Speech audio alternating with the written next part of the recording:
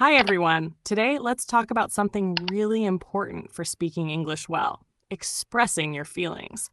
It's not just about knowing words, it's about connecting with people and sharing who you are. What exactly are emotional expressions? Simply put, emotional expressions are the words, phrases, and even the sounds we use to tell others how we feel inside. They help us share if we are happy, sad, angry, surprised, worried, or perhaps a little bit confused. Think of them as special tools that help you show your inner world to the outside. For example, imagine you just got a great score on a test. Instead of just saying, "My test was good," you can use an emotional expression and say, "I'm feeling really happy about my test score." Or if you're having a difficult day, instead of just, "I am bad," you could say, "I'm feeling a bit stressed today." These small changes make a big difference because they add personal meaning and make your English sound much more natural and human.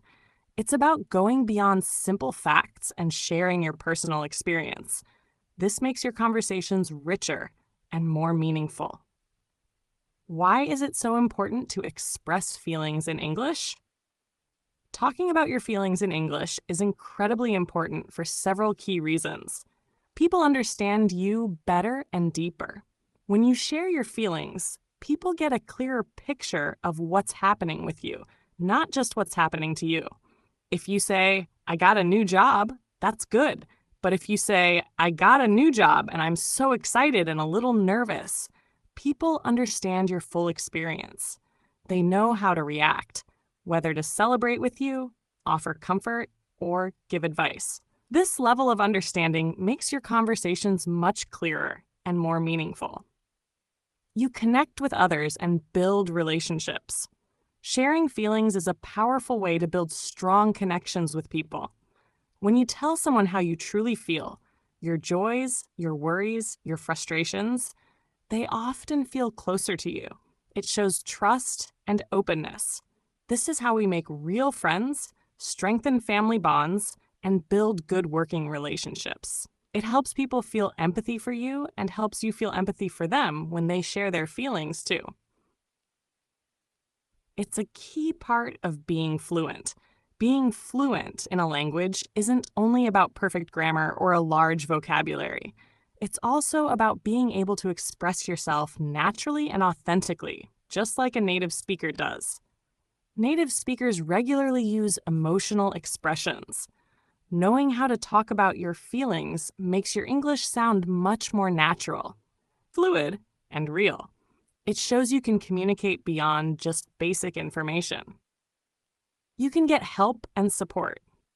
If you're feeling down, worried, or overwhelmed, telling someone in English can be the first step to finding a solution or getting the support you need. For example, if you're feeling confused about a homework assignment, telling your teacher this can help you get extra explanation. If you're feeling stressed about a problem, a friend might offer a solution or just listen. Hiding your feelings can sometimes make problems feel bigger or make it harder for others to help you.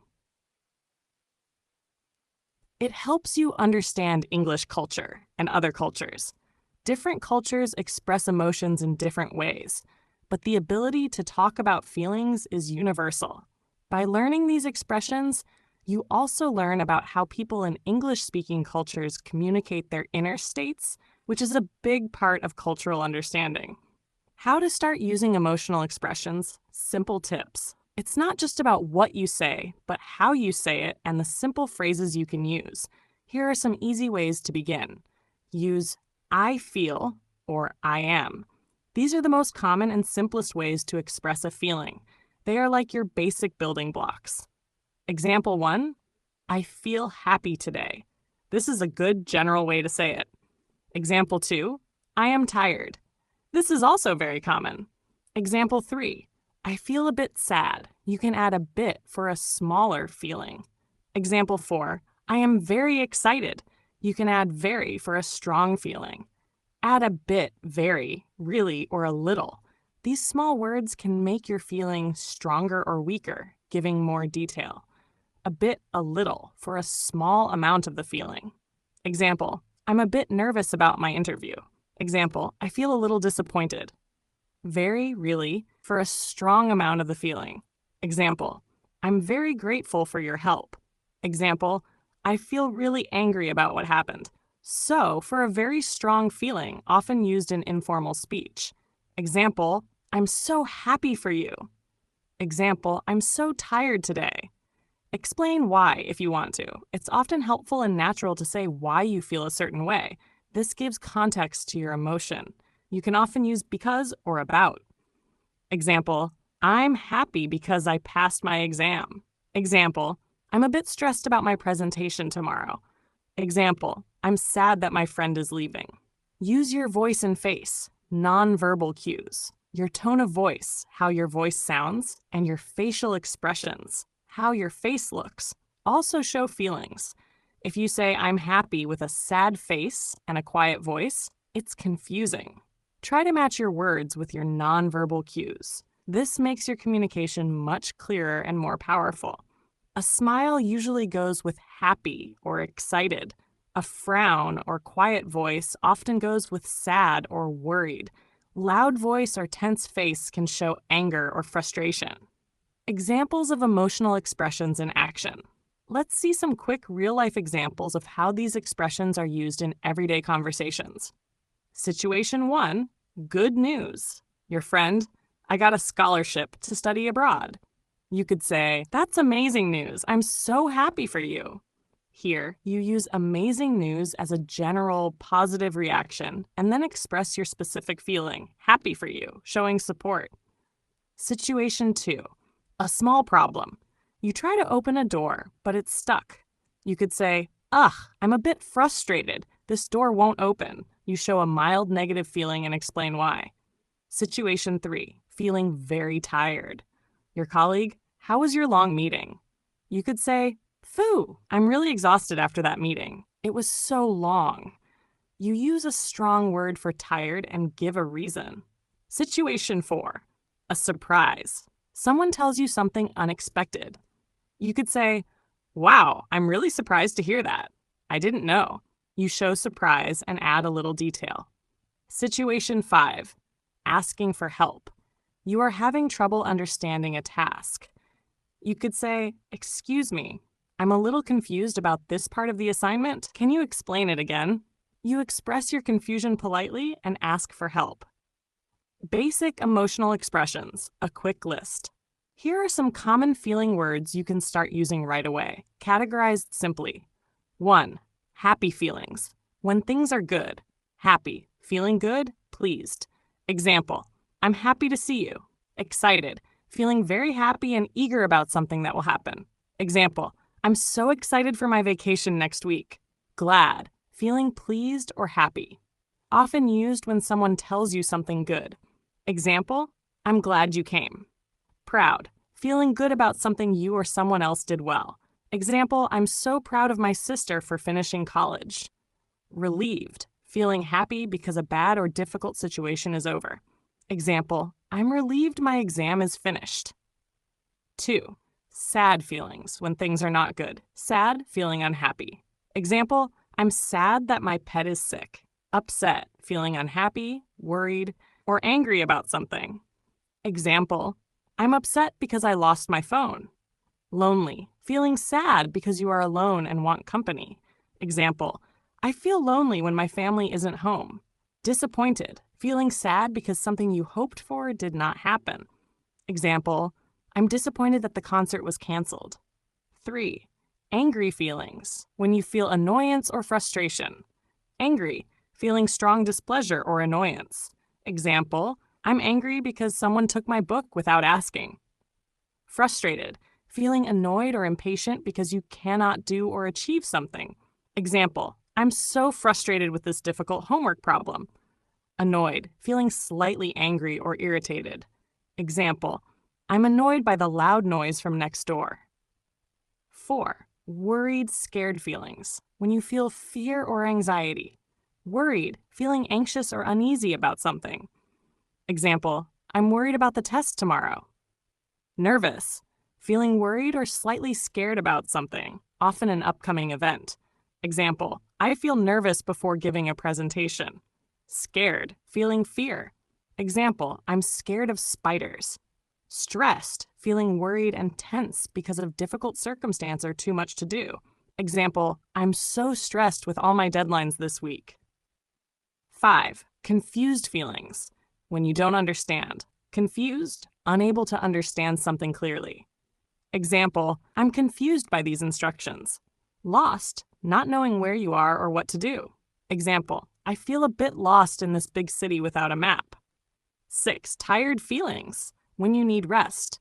Tired, needing sleep or rest. Example, I'm so tired after work. Sleepy, ready for sleep. Example, I feel sleepy after a big meal. Exhausted, feeling extremely tired. This is a very strong word for tired. Example, I'm absolutely exhausted after running the marathon. Remember, learning to express your feelings is a journey. Start with these basic words and phrases and try to use them a little bit each day. It will make your English sound more natural and help you connect more deeply with others. In Part 2, we will explore even more ways to express feelings, including stronger words, common idioms, and how to respond when others share their emotions. Okay, fantastic! Let's continue with Part 2 of our guide on expressing feelings in English.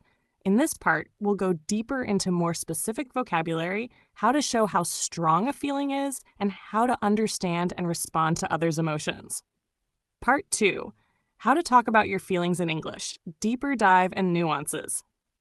Welcome back. In Part 1, we learned the basics of why and how to express your feelings in English, using common words like happy, sad, and tired. Now, let's explore more ways to share your emotions and connect even better with others. Expressing how strong a feeling is, using intensifiers. Sometimes you don't just feel happy, you feel very happy. English has many words to show how strong your feelings are. These are called intensifiers. We looked at a bit, very, and really in Part 1. Here are more options. For very strong feelings, extremely, I'm extremely grateful for your help. Stronger than very grateful. Absolutely, I'm absolutely exhausted after that long flight. Often used with strong adjectives that don't change, like exhausted, furious, terrified. Completely, I'm completely overwhelmed with all this work, feeling a lot of something. Incredibly, that news made me incredibly happy, means very, very, often used for positive or surprising feelings. Totally.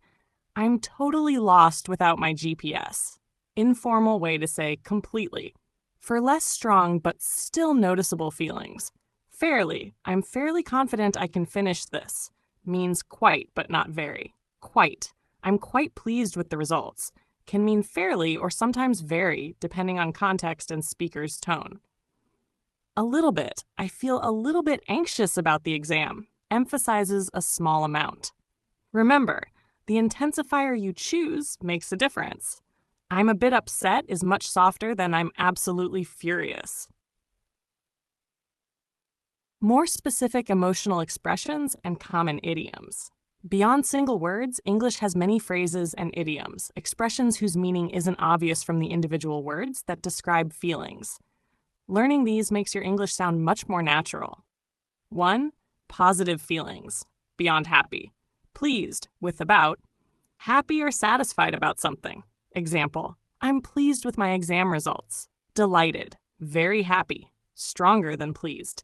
Example, she was delighted to receive the gift. Grateful, feeling or showing thanks. Example, I'm so grateful for your help. Inspired, feeling excited and eager to do something, often creatively. Example, the beautiful music made me feel inspired. Content, feeling peaceful and satisfied, not needing more. Example, after a long day, I feel content just relaxing at home. Overjoyed, extremely happy. Example, they were overjoyed to welcome their new baby. On top of the world, an idiom meaning feeling extremely happy and healthy. Example, I got the job. I'm on top of the world right now. Walking on air, an idiom meaning feeling extremely happy. Example, after hearing the good news, she was walking on air. 2. Negative feelings beyond sad. Depressed, feeling very sad for a long time. This can be a serious medical condition, so use it carefully. Example, he's been feeling depressed since he lost his job. Miserable, very unhappy or uncomfortable. Example, the bad weather made me feel miserable. Overwhelmed, feeling like you have too much to do or too many emotions to handle. Example, I feel overwhelmed with all these new tasks at work. Guilty, about feeling bad because you did something wrong. Example, I feel guilty about forgetting her birthday. Ashamed, feeling embarrassed or humiliated. Example, he felt ashamed of his rude behavior. Regretful, about feeling sad or disappointed about something that happened, wishing it hadn't. Example, I'm regretful about not studying harder for the exam. Down in the dumps, an idiom meaning feeling sad or depressed. Example, she's been down in the dumps since her dog got sick. Feeling blue, an idiom meaning feeling sad. Example, it's raining today and I'm feeling a bit blue. #3, feelings of anger, irritation, beyond angry. Furious, extremely angry. Very strong word. Example, my boss was furious when I missed the deadline. Enraged, filled with intense anger, furious. Example, he was enraged by the injustice. Resentful of about, feeling bitter or angry about something you think is unfair. Example, she felt resentful about not getting the promotion. Peeved, annoyed, irritated, more informal. Example, I'm a bit peeved that I have to work late again. Boiling mad, an idiom meaning extremely angry. Example, when I saw the mess, I was boiling mad. See red, an idiom meaning to become very angry. Example, he sees red whenever someone breaks his rules. #4, feelings of fear, anxiety, beyond scared. Terrified, extremely scared. Very strong word. Example, I'm terrified of flying. Anxious, feeling worried, uneasy, or fearful, often about an uncertain event. Stronger than worried. Example, she felt anxious waiting for her exam results. Apprehensive, feeling anxious or fearful that something bad will happen. Example, I'm feeling apprehensive about my job interview tomorrow. Panicked, feeling sudden, uncontrollable fear or anxiety. Example, when she realized she lost her wallet, she panicked. On edge, an idiom meaning tense, nervous, or irritable. Example, I've been on edge all day because of the bad news. Understanding and responding to others' emotions. It's not just about expressing your feelings. It's also about understanding and reacting to others' feelings. This shows empathy and helps build connections. 1. How to ask about someone's feelings. How are you feeling? Simple and direct. Are you okay? Common, shows concern. What's wrong? If they look upset. You look a little sad, tired, stressed. Is everything all right? Show you noticed. Is anything bothering you? If you think something is wrong.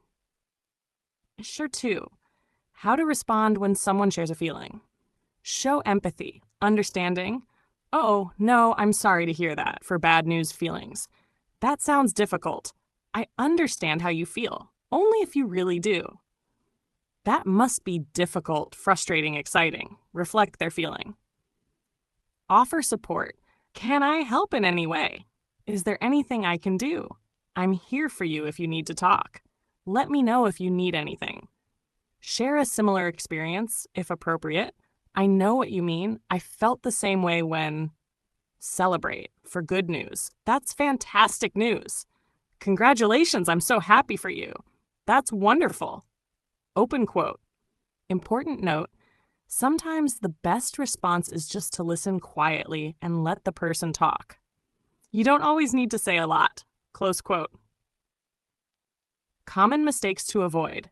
As you practice, try to avoid these common errors. Translating directly. Don't translate emotional words directly from your native language. They might not have the exact same meaning or usage in English. Always try to learn the English word and its context. Overusing very. While very is useful, try to learn stronger adjectives like exhausted instead of very tired, or furious instead of very angry to make your English more varied and natural. Not using intensifiers. If you feel very sad, don't just say, I'm sad. Add very, really, or extremely to show the true intensity. Not matching tone. Remember to use your voice and facial expressions. If you say, I'm excited but look bored, it creates confusion. Confusing similar words. For example, bored, feeling uninterested, and boring, making someone feel uninterested. Correct. I am bored by this movie. This movie is boring. Incorrect. I am boring. This means you are a boring person. Practice makes perfect. The best way to learn these words and phrases is to use them regularly. Keep a feeling journal. Each day, write down 3 feelings you experienced and why. Watch English movies, TV shows. Pay attention to how characters express emotions. Try to copy their expressions. Listen to English songs. Many songs are about feelings. Practice with a partner. Role-play different situations where you need to express emotions. Don't be afraid to make mistakes. Learning is about trying. Every time you try to express a feeling, you get better. Good luck on your journey to expressing yourself fully in English. This skill will not only improve your language, but also enrich your relationships and understanding of the world. I hope this comprehensive 2-part guide helps you feel more confident about talking about your emotions in English. What part of expressing feelings do you find most challenging? Great! Let's continue with part 3 of your English learning guide on expressing emotions. In this part, we'll focus on how to express your emotions naturally in real-life conversations, including sample dialogues, conversation strategies, and emotional vocabulary in specific situations like relationships, the workplace, and during conflicts. Part 3, expressing your emotions in real-life conversations. Practical examples and situations. Welcome back to our guide on expressing feelings in English. So far, you've learned basic vocabulary, Part 1, and intensifiers, idioms, and deeper emotional words. Now it's time to bring all that knowledge into real conversations, because learning to speak about emotions is only useful if you can use it in everyday life. In this part, we'll learn how to use emotional vocabulary in different real-life situations, understand the tone and style that fits each context, practice emotional conversations through sample dialogues, respond to others with care and empathy, avoid common mistakes in emotional expression. Why real-life expression matters. Expressing feelings clearly helps you build closer relationships, avoid misunderstandings, handle stress and difficult moments, sound more fluent and natural. But expressing emotions in real conversations isn't just about using the right words. It's about using the right tone, body language, and timing too. Let's look at how this works in daily situations. 1. Everyday conversations with friends. When talking to friends, your tone is often relaxed and friendly. Here, it's okay to use informal words and expressions. Example dialogue. Sharing a good day. Hey, how was your day? Honestly, it was amazing. I'm still smiling. Really? What happened? I finally got the job I wanted. I'm absolutely thrilled. Wow, that's awesome. I'm so happy for you. Let's celebrate. Vocabulary used honestly adds sincerity. Absolutely thrilled, strong positive emotion. Awesome, so happy for you, friendly supportive phrases. Example dialogue. Bad day sharing. You look a bit down. Everything okay? Not really. I'm feeling overwhelmed with work lately. Oh no, want to talk about it? Thanks. I just needed someone to listen. Notice the empathy and support. Saying, you look a bit down, opens the door gently. Phrases like, want to talk about it, or I'm here for you, show emotional support. 2. Expressing feelings at work. Workplace conversations are usually more formal. You still need to express feelings, but in a professional and respectful way. Useful phrases. I'm concerned about. I'm feeling frustrated with the current process. I really appreciate your help. I'm a bit confused about the instructions. Could we discuss this? I'd like to share how I feel. Dialogue. Giving feedback. I'd like to give some feedback on the last meeting, if that's okay. Sure. What's on your mind? I felt a little left out of the discussion, and I think I had some ideas that could have helped. I'm really sorry you felt that way. I'll make sure to involve you more next time. Here, feelings are shared clearly but respectfully. Words like I felt or I think help keep the tone calm and professional. 3. Expressing emotions in romantic relationships. In romantic or close relationships, emotions are usually strong. It's important to express them openly but kindly. Common expressions. I feel so connected to you. I get hurt when you ignore my messages. I love spending time with you. Sometimes I feel unappreciated. Thank you for always being there for me. Dialogue. Talking about feelings. Can we talk for a minute? Of course. What's going on? I just wanted to say how much I appreciate everything you've done lately. It really means a lot to me. That's so sweet of you. I feel the same way. This kind of emotional honesty strengthens bonds. Use words like appreciate, value, care about, or mean a lot. Number 4, expressing emotions during conflict. When you're upset or frustrated, it's easy to say things the wrong way, but expressing emotions calmly helps solve problems. Useful phrases. I feel hurt by what you said. I'm upset because I didn't feel heard. Let's try to understand each other better. Can we take a break and talk later? I'm not angry, I just want to explain how I feel. Dialogue. Handling a conflict. A. You didn't answer my messages yesterday. I felt ignored. I'm really sorry. I wasn't trying to ignore you. I was just overwhelmed. Okay, I just wanted you to know how it made me feel. I understand. I'll try to communicate better next time. Tip. Use I statements. I feel instead of blaming. You never. This reduces anger and invites real conversation. Nashaher 5. Talking about your emotions and storytelling. When telling a story about your life, emotions bring it to life. Storytelling emotional phrases. I was so nervous. My hands were shaking. When I saw the result, I couldn't believe it. I was overjoyed. It broke my heart to say goodbye. I felt proud of myself for not giving up. Even though I was scared, I pushed forward. Using emotion verbs and descriptive language makes your stories more powerful and memorable. Number 6, expressing empathy and support in conversations. Sometimes the other person is the one expressing emotion. You need to respond with understanding and kindness. Empathy expressions. That must have been really hard. I hear you. That sounds tough. You're not alone. I'm here for you. Thanks for trusting me with that. It's okay to feel that way. You don't always have to give advice. Often, just listening and being present is enough. Conversation tips for expressing emotions. Tip, why it helps. Use I feel instead of you make me. Focuses on your emotion, not blaming. Match your tone of voice with your words.